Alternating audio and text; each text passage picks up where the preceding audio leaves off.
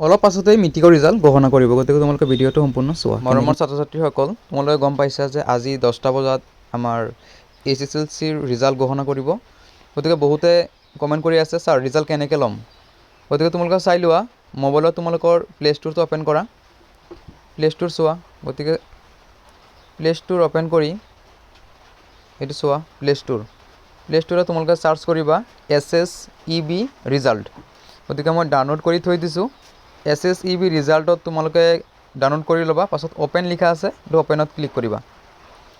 এইটো চোৱা, open click কৰাৰ পাছত যিসকলে মেট্ৰিকৰ ৰিজাল্ট ল'ব, গতিকে কাৰেণ্ট ইউৰ ৰিজাল্ট এইটোত ক্লিক কৰিব লাগিব।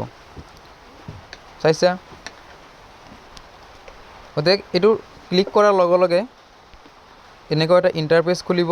গতিকে চোৱা, তাত লিখা আছে যে Assam HSLC result 2026 to be announce shortly. গতিকে মানে অলপ পাছতে ৰিজাল্টটো ঘোষণা কৰিব। গতিকে যেতিয়া ৰিজাল্টটো ঘোষণা কৰিব, তেতিয়া মানে তোমালোকৰ ৰোল আৰু নাম্বাৰ দিবলৈ ক'ব। তোমালোকে ৰোল আৰু নাম্বাৰ দি দিবা, তোমালোকৰ ৰিজাল্টটো আহি যাব। গতিকে ধুনীয়াকৈ ৰিজাল্টটো লোৱা, আশা কৰোঁ সকলোৰে ৰিজাল্ট ভাল হ'ব। গতিকে আমাৰ চেনেলটো তোমালোকে ছাবস্ক্ৰাইব কৰা আৰু ৰিজাল্টবোৰ কমেণ্ট বক্সত জনাবা। ধন্যবাদ থাকিল সকলোকে।